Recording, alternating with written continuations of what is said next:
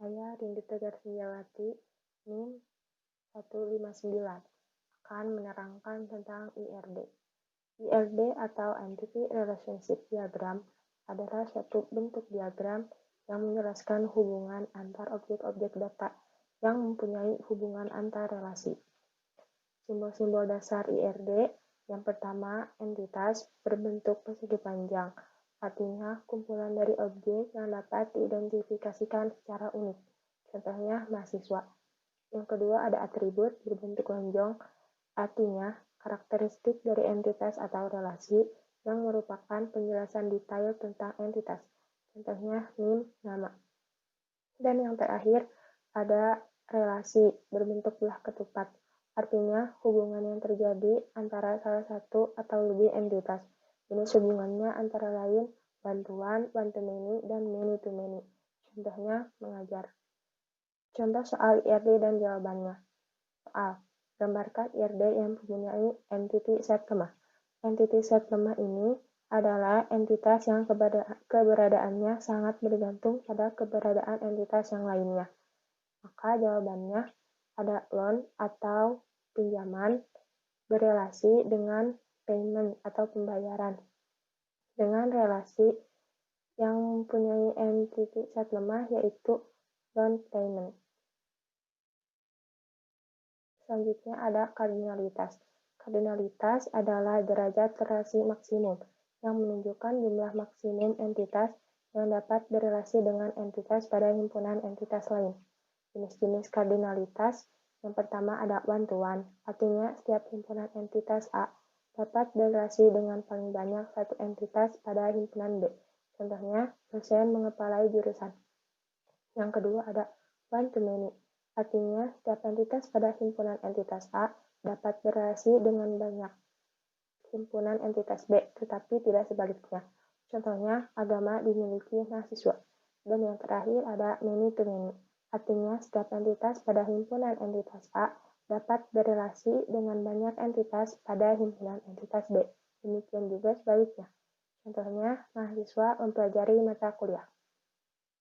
Untuk contoh soal kardinalitas dan jawaban soal, lengkapi kardinalitas dari soal IRD set lemah sebelumnya.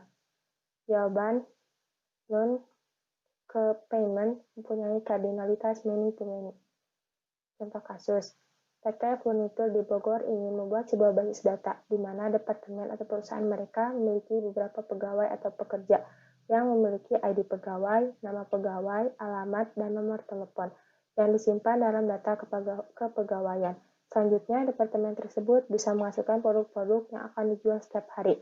Ada seorang pekerja yang bertugas melayani atau menangani order pembelian yang memuat beberapa produk tersebut. Setiap order pembelian memuat beberapa produk, begitupun sebaliknya.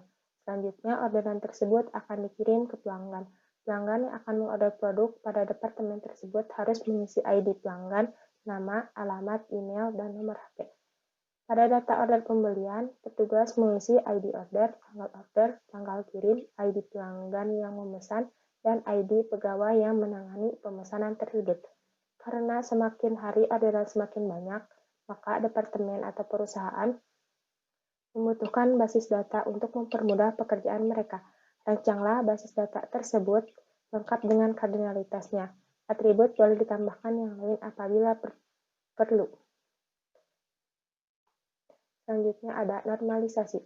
Normalisasi adalah proses pengelompokan atribut data yang membentuk entitas sederhana, non-redundant, fleksibel, dan mudah beradaptasi, sehingga dapat dipastikan bahwa database yang dibuat berkualitas baik. Bentuk normalisasi. Dalam ilmu basis data, setidaknya ada 9 bentuk normalisasi. Namun dalam prakteknya, di dunia industri, yang paling sering digunakan ada 5 bentuk. Yang akan kita bahas hanya ada 3 bentuk, yaitu 1NF, 2NF, dan 3NF. Yang pertama, First Normal Form atau 1NF. Fungsi dari bentuk normal pertama ini adalah yang pertama, menghilangkan duplikasi kolom dari tabel yang sama. Yang kedua, buat tabel terpisah untuk masing-masing kelompok data terkait dan mengidentifikasi setiap baris dengan kolom yang unik atau primary key. Yang kedua, Second Normal Form. Syarat untuk menerapkan normalisasi bentuk kedua adalah Data yang telah dibentuk dalam 2NF berikut berupa fungsi normalisasi 2NF. Yang pertama, menghapus beberapa subset data yang ada pada tabel dan menempatkan mereka pada tabel terpisah. Yang kedua, menciptakan hubungan antara tabel baru dan tabel lama dengan menciptakan origin key. Yang ketiga, tidak ada atribut dalam tabel secara fungsional, bergantung pada kandidat key tabel tersebut. Dan yang terakhir, trinomial form. 3NF ini bertujuan untuk menghilangkan seluruh atribut atau field yang tidak berhubungan dengan primary key. Syarat dari bentuk normal ketiga adalah yang pertama, memenuhi semua persyaratan dari bentuk normal kedua, dan yang terakhir menghapus kolom yang tidak tergantung normalisasi 1NF dari tabel di bawah dengan field NIM, nama, semester, mata kuliah atau makul, NIDN, dan nama dosen. Jawaban, karena ini menggunakan 1NF, maka kita harus menghilangkan duplikasi kolom dari tabel yang sama. Contohnya, untuk NIM 201001, ia mempunyai dua mata kuliah di semester 1, yaitu algoritma dan struktur data. Maka pada tabel 1NF, kita turunkan menjadi 2 kolom. Dan begitu pun selanjutnya, sampai dengan NIM 201003. Untuk contoh kasus normalisasi, buat normalisasi 1NF, 2NF, dan 3NF dari faktur penjualan di bawah ini. Pembahasan yang selanjutnya yaitu Structured Query Language atau SQL. SQL adalah perintah yang digunakan untuk menjalankan perintah manipulasi atau mengakses data pada database. Pada umumnya, SQL terdiri dari 3 perintah, yaitu DDL atau Data Definition Language, DML atau Data Manipulation Language, dan DCL atau Data Control Language. Yang pertama, Data Definition Language atau DDL. DDL merupakan perintah SQL yang berhubungan dengan pendefinisian struktur database dan tabel. Perintah dasarnya ada 3, yaitu create, alter, dan drop. Dan ada juga yang menambahkan rename. Untuk create digunakan untuk membuat sesuatu berupa database atau tabel. Pertama, membuat database dengan query create database nama database. Kedua, membuat tabel dengan query create table nama tabel, field 1 tipe data, dan seterusnya. Yang kedua, alter. Alter digunakan untuk merubah struktur atau mengubah informasi. Bisa dengan menambah field di dalam tabel, menambah field sesudah field yang kita inginkan, menambah field menjadi pertama pada tabel, menghapus field di dalam tabel, mengubah tipe data, mengubah nama field pada tabel, menambah primary key, menghapus primary key, menambah origin key, dan mengubah nama tabel. Untuk query-nya bisa dilihat pada slide ini. Dan yang terakhir dalam fungsi DDL ada drop. Digunakan untuk menghapus database atau tabel. Yang pertama, menghapus database. Yang kedua, menghapus tabel. Query-nya bisa dilihat. Dan untuk fungsi tambahan yaitu rename. Perintah ini biasanya digunakan untuk mengubah nama tabel dengan query rename table, nama tabel to nama tabel baru. Contoh soal DDL dan jawabannya. Soal, buat sebuah tabel dengan query DDL lengkap dengan tipe data dan kuncinya. Jawab. Pada soal ini kita membuat tabel jurusan. Pertama, create tabel jurusan. Untuk field yang pertama yaitu ID jurusan dengan tipe data chart dan panjang 5.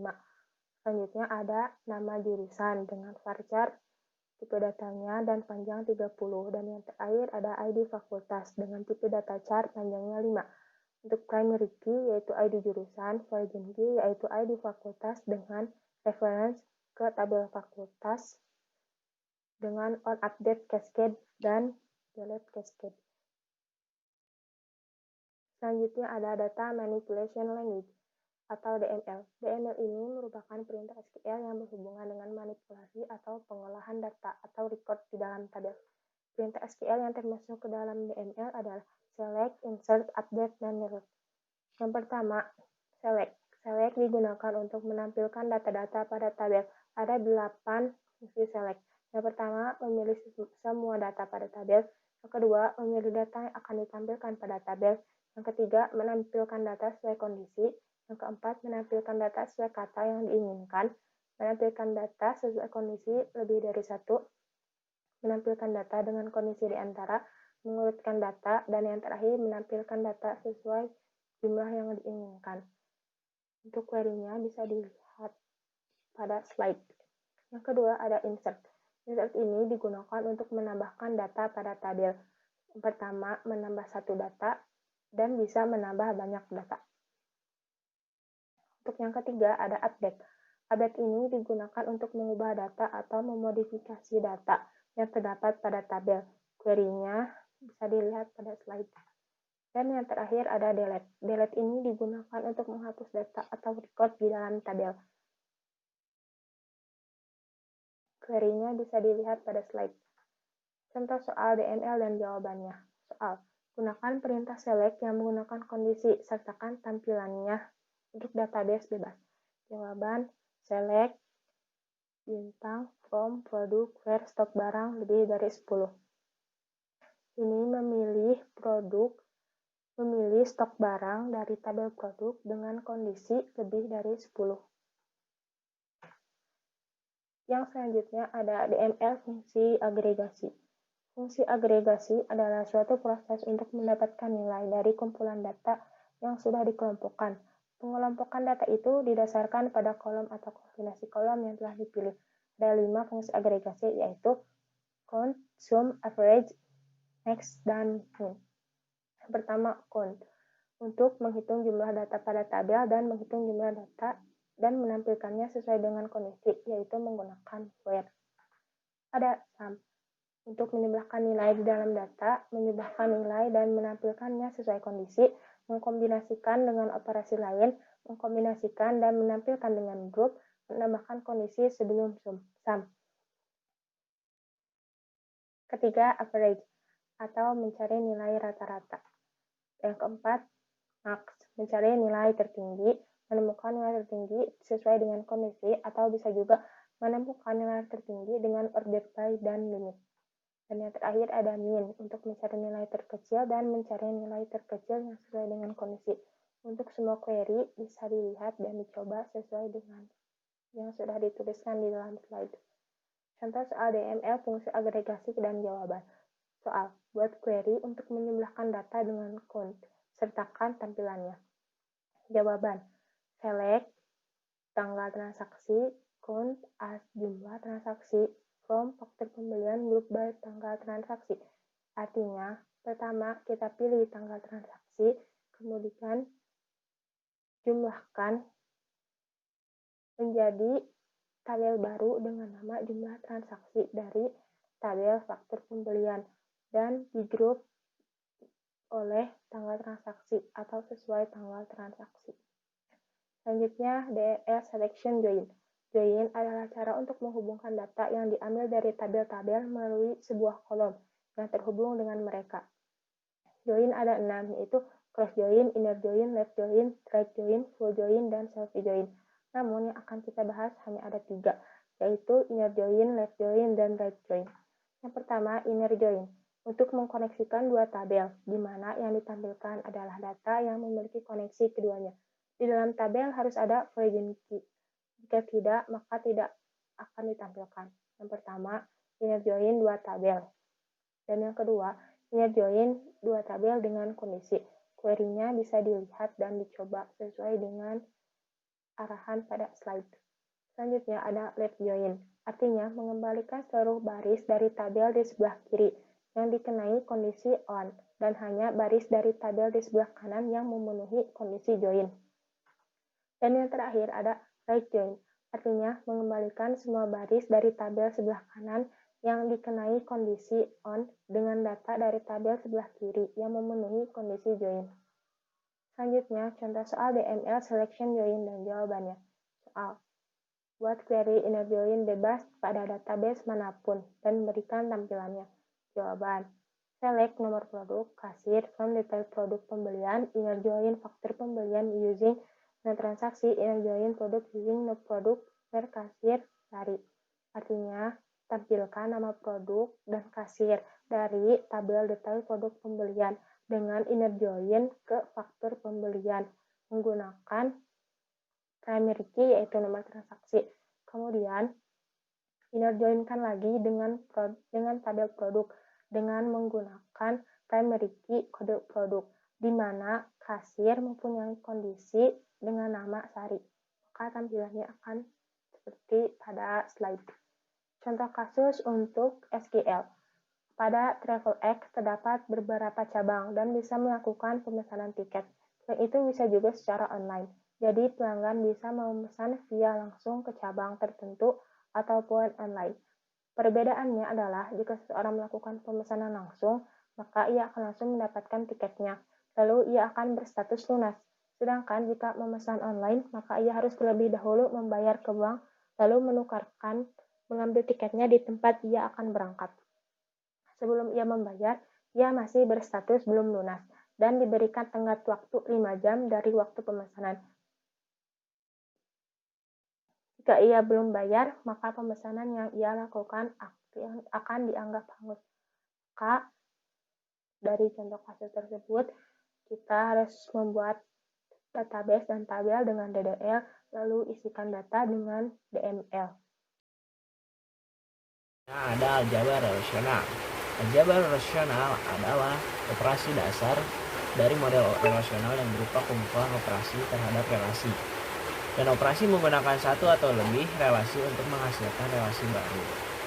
Fungsi aljabar relasional yang pertama memberikan fondasi formal untuk operasi model relasional. Yang kedua sebagai basis untuk implementasi dan optimasi query pada RDBMS. Dan yang ketiga digunakan bersama dengan SQL untuk RDBMS. Operasi dasar aljabar relasional ada 3. Yang pertama, unary relational operation. Unary relational operation dibagi menjadi beberapa. Yang pertama ada selection. Selection untuk memilih tuple yang sesuai dengan kondisi atau predikat tertentu yang diinginkan pada relasi. Kondisi atau predikat pada operasi selection adalah ekspresi logika. Operannya konstanta, atribut, atau relasi. Operator aritmatikanya yang biasa seperti kurang lebih besar, tidak sama dengan. Operator logikanya ada and, or, and not. Contoh query-nya ada di sini. Mahasiswa, kurung buka, NIM, koma nama, koma tanggal lahir, koma alamat, koma kota, dan lain-lain. Pokoknya ada di sini. Yang kedua ada projection. Projection untuk memilih atribut yang sesuai dengan kondisi atau predikat tertentu yang diinginkan pada suatu relasi. Contoh query-nya ada di sini. Set, dan yang kedua itu ada set theory operation. Dibagi juga menjadi beberapa. Yang pertama union, yang lambangnya itu seperti huruf U. Untuk membentuk suatu relasi yang terdiri dari tuple-tuple yang berada pada salah satu relasi atau kedua relasi dengan syarat memiliki domain atribut yang sama. Contohnya, contoh query-nya ada di sini. Dari set theory operation yang kedua ada intersection, yang lambangnya huruf U terbalik. Untuk membentuk suatu relasi yang terdiri dari tuple-tuple yang sama dari dua relasi dengan syarat mempunyai domain atribut yang sama. Contoh query-nya ada di sini. Dan yang ketiga ada Cartesian product yang lambangnya X. Untuk membentuk suatu relasi dari relasi yang terdiri dari kombinasi tuple-tuple. Contoh query-nya juga ada di sini. Yang keempat, set difference. Lambangnya minus. Untuk membentuk suatu relasi yang terdiri dari tuple-tuple yang berbeda pada relasi pertama dan tidak berada pada relasi kedua atau kedua-duanya. Contoh query-nya juga ada di sini, guys. Dan yang ketiga ada binary relational operation. Sama, ini juga dibagi menjadi beberapa. Dan yang pertama ada natural join. Lambangnya tuh kayak penghitung pasir, cuman kan pasir itu kayak gini, ini kayak gini. Nah, itu tuh untuk membentuk suatu relasi dari dua relasi yang terdiri dari kombinasi yang mungkin dari relasi-relasi dengan syarat bahwa operasi ini dilakukan jika kedua relasi memiliki suatu atau lebih atribut yang sama. Contoh query-nya juga ada di sini, guys. Yang kedua ada theta join. Theta join tuh hurufnya kayak 0, cuman di tengahnya ada kayak pembatas gitu untuk membentuk suatu relasi dari dua relasi yang terdiri dari kombinasi yang mungkin dari relasi-relasi dengan kondisi tertentu. Kondisi dari kombinasi tersebut tidak hanya nilai dari dua atribut bernama sama, tetapi kondisi yang diinginkan juga menggunakan operasi relasional lebih besar atau lebih kecil sama dengan juga pakai. Mungkin kita coba akan menghadirkan contoh query-nya ada di sini. Dan yang ketiga ada division. Division itu lambangnya kayak pembagian untuk mendapatkan nilai yang ada pada salah satu atribut. Dan relasi pembilang yang nilai atributnya sama dengan atribut relasi penyebut. Contoh query-nya ada di sini. Oke, langsung aja kita masuk ke contoh soal aljabar relasional.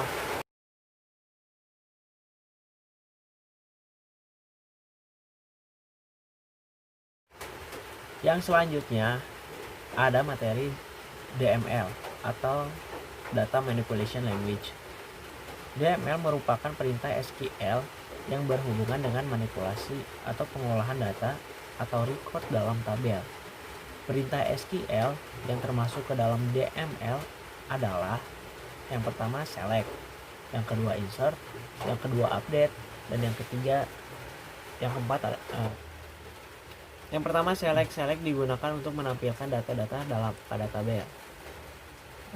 Satu memilih semua data pada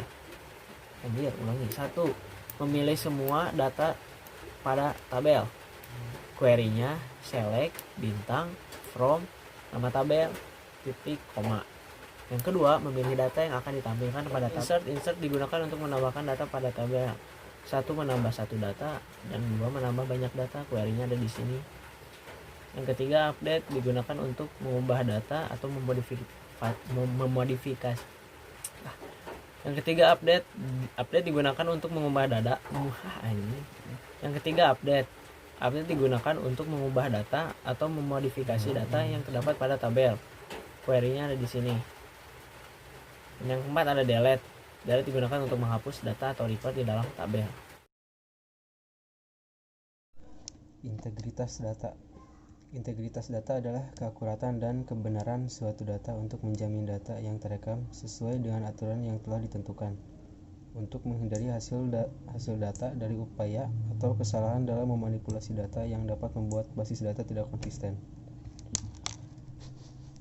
Ada 5 jenis integritas data, yaitu yang pertama entity integrity, yang kedua domain integrity, yang ketiga referential integrity, 4 redundant data integrity, 5 business rule integrity.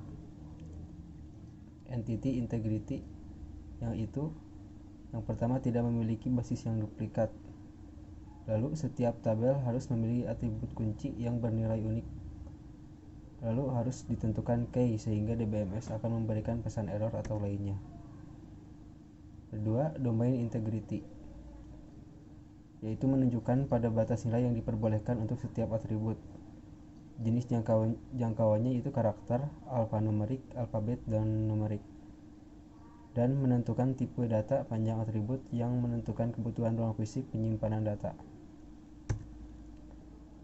3. Referential integrity, agar hubungan antar tabel memenuhi aturan referensi yang telah ditentukan.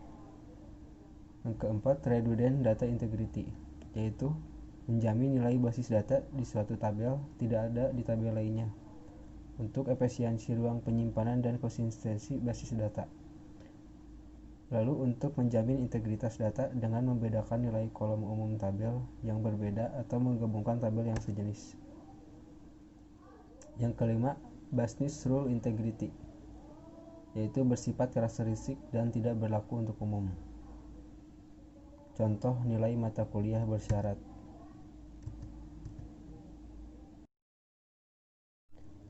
Manajemen transaksi. Transaksi adalah serangkaian operasi atau proses pada basis data yang dijalankan sedemikian rupa sehingga semua operasi berhasil dijalankan atau tidak sama sekali. Prinsip transaksi. Yang pertama ada atomicity atau keutuhan, Kedua, konsistensi, ketepatan. Ketiga, isolasi, pemisahan. Keempat, durability atau daya tahan. Kontrol konkurensi adalah proses pengaturan operasi yang simultan pada database tanpa menyebabkan saling mempengaruhi antara satu dengan yang lain. Ada 3 masalah akibat konkurensi, yaitu loss update problem. Kedua, dependency problem, dan ketiga, inconsistent analysis problem. Maka ada teknik yang dibutuhkan untuk konkurensi, yaitu locking dan two-phase locking. Yang pertama, locking, yaitu mengontrol akses konkuren terhadap data sehingga penguncian dengan penguncian. Yang kedua, two-phase locking, menggunakan two-phase locking jika seluruh penguncian mendahului operasi pelepasan kunci dalam transaksi.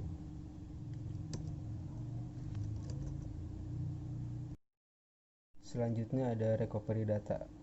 Recovery data adalah proses atau kegiatan sistem untuk suatu kebijakan penting mengenai restore dan backup untuk menjaga keberlangsungan data dan sistem sebelum terjadi kerusakan. Kerusakan yang sering terjadi seperti sistem crash, bencana fisik alam, kegagalan media yang berasal dari sebagian data, kesalahan perangkat lunak, kecerobohan, dan sabotase. Untuk mencegah tersebut, maka DBMS harus menyediakan fasilitas berikut, yaitu mekanisme backup, logging, checkpoint, dan recovery manager. Fasilitas dari recovery yaitu yang pertama, mekanisme backup yang membuat database secara periodik. 2. Logging yang menyimpan catatan keadaan transaksi dan perubahan database. Yang ketiga, checkpoint yang mendukung perubahan database yang sedang dalam pengembangan menjadi permanen. Yang keempat, recovery manager yang berakhir DBMS untuk menyimpan database pada keadaan konsisten jika kerusakan atau kesalahan. Teknik recovery yang pertama, deferred update, di mana perubahan tidak dituliskan ke dalam database sampai dengan transaksi mencapai titik commit. Yang kedua, update segera, yaitu mengaplikasikan update tanpa harus menunggu commit. Yang ketiga, shadow pegging, mengatur 2 tabel selama transaksi berlangsung, yaitu tabel halaman yang saat ini dan halaman bayangan.